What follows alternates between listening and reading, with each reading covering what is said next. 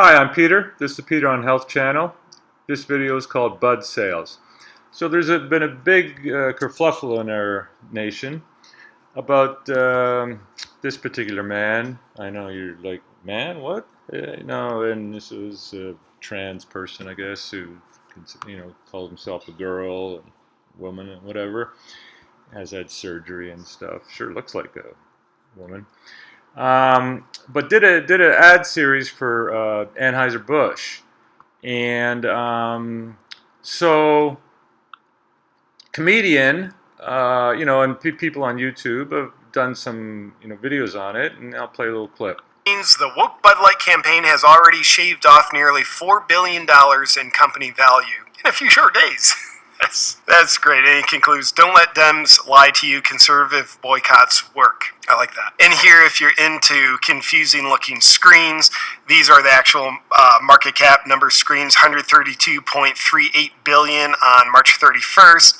And then as of today, looks like as of today was April. Anyway, he's showing the stock price drop. And later in the video, he talks about something called ESG, which is environmental, social, and governance.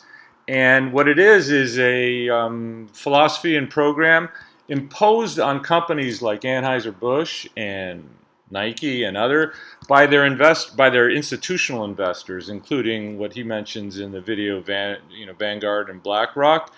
There's Vanguard and then BlackRock's down here somewhere, right? And so this is big institutional investors requiring quote-unquote wokeness on their companies. Well, here's something interesting.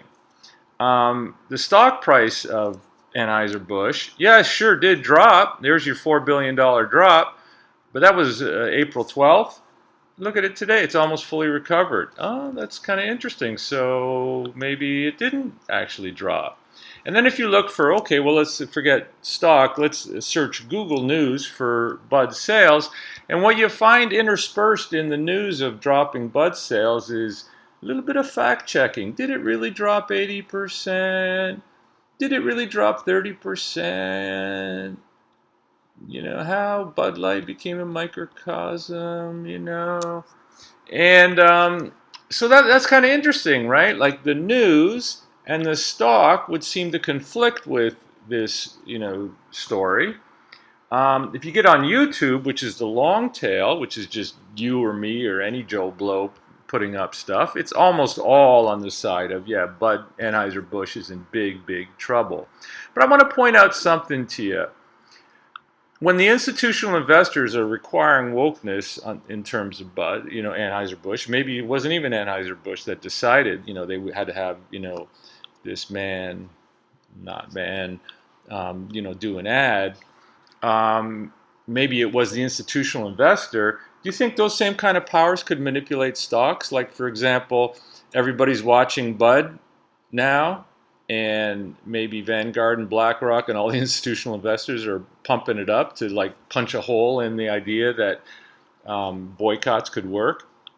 And then, what's this? This is Google, one of the biggest companies in the world. And as we know through the Twitter files and everything, Google, former phrase, don't be evil, they're flat out evil. They hand put in their news, quote unquote, fact checking from, basically the same people as this and that. And, so what I'm saying is this is a lot like the Ukraine war. Like you can get like polar opposite, absolutely polar opposite views. Ukraine's winning, Russia's about to collapse. Russia's winning, Ukraine's about to collapse. And it's just like, well, what's true? Like, I'm not in Ukraine, you're not in Ukraine. How would we even know?